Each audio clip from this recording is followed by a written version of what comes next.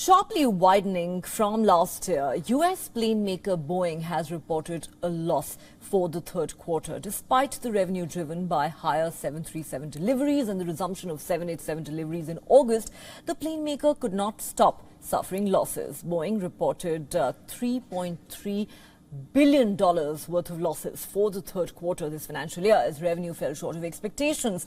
The aviation sector is also facing persistent supply shortages, particularly of workers, and castings in Boeing was no exception in the quarter. Though Boeing's ailing defense unit recorded a $2.8 billion charge, the plane maker stuck to its forecast of generating cash this year despite struggling to raise commercial jet production.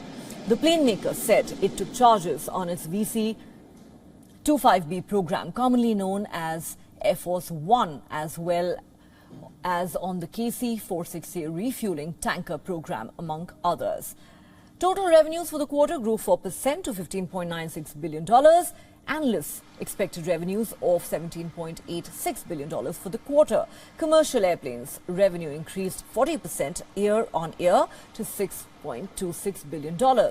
During the quarter, commercial airplanes delivered 112 airplanes and backlog included over 4,300 airplanes valued at $307 billion.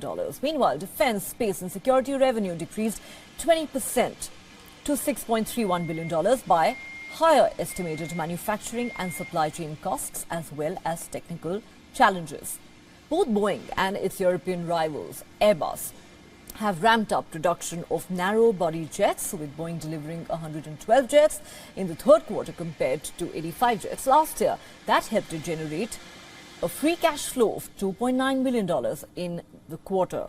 It had recorded a cash burn of $507 million in the same period a year ago. However, rising cost pressures over the last few months have hampered fixed-price contracts for U.S. aerospace and defense firms, prompting an industry body to ask the U.S. Congress for inflationary relief.